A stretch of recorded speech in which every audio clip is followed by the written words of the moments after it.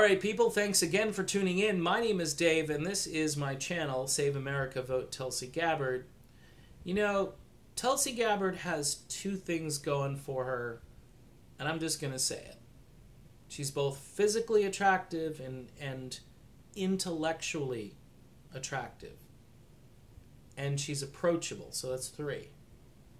And she understands foreign policy, that's 4. All right, so she has way more than just 2.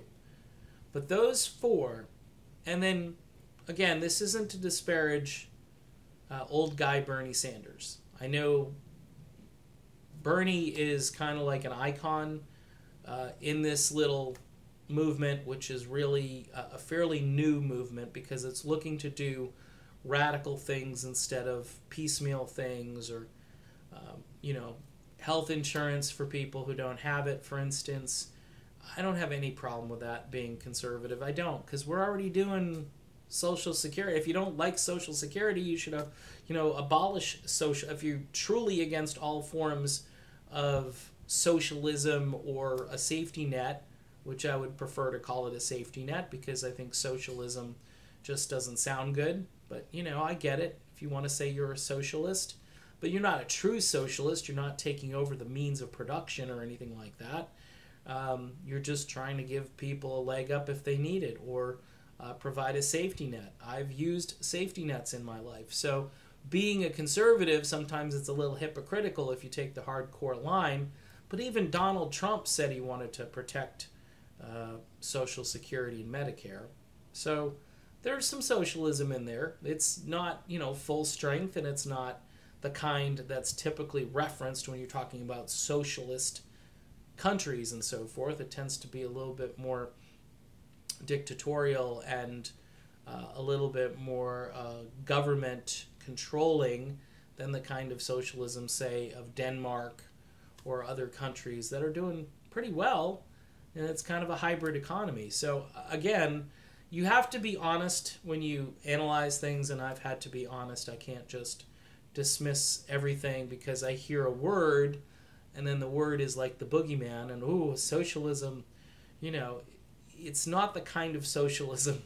And I think progressives need to do a better job at explaining their policies. Rather than saying they're socialist, they could say they're forward thinking, or they're part of the safety net we just want to strengthen, or there are ways to say it without, and it's not because you're obfuscating the language, it's actually you're doing a better job describing truly what it is. And I think this way you won't be under attack for saying the S word all the time, because it's not just about the S word, it's actually about more like the P word, progressive, and just being forward thinking and finding solutions to problems. I think that's what people want. Call it solutionism. That would be a great way to do it. Solutionism. And if somebody comes along and says this big government intervention, well, you know what the biggest government intervention is right now? It's our government in other countries. That's the biggest government intervention. And it's been that way for about a half century now. So if if you want to have a debate about what big government is, well, let's start right there with the warfare state. If you can cut the welfare state, then you certainly can cut the warfare state. You know what I'm saying? So you have to be honest. I don't consider myself a progressive, but I do consider myself a thinker, a critical thinker. And this is what is absent today. This is why Tulsi Gabbard is so important, because she's a critical thinker. And the progressive movement, the people who are supporting her, are thinkers. I haven't heard this many. By the way, I've listened to a ton, not recently, and I'm being honest. I mean, I was reared on conservative talk radio for the most part.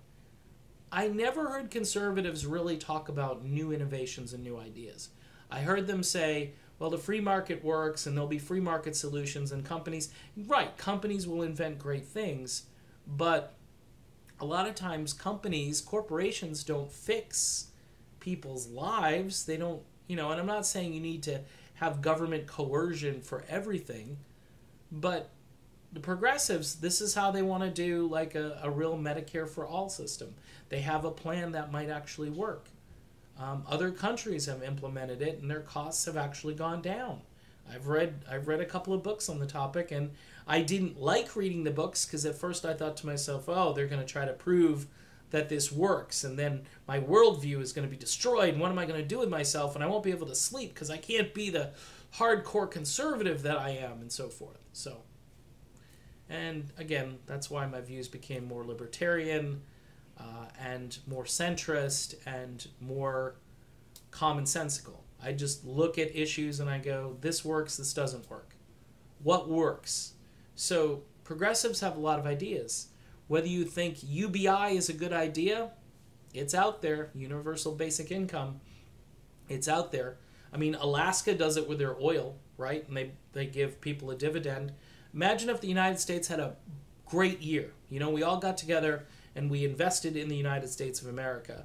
And America was a great exporter of, I don't know, widgets, okay? And, you know, other countries bought so many widgets, and we said, hey, you know, we're Americans, we pay our taxes, how about a widget dividend, you know? And Tulsi Gabbard has this idea of a peace dividend. It's really very commonsensical, and it's one of the reasons I've jumped onto this campaign and believe strongly in what she's doing. Because we need new ways of thinking about issues.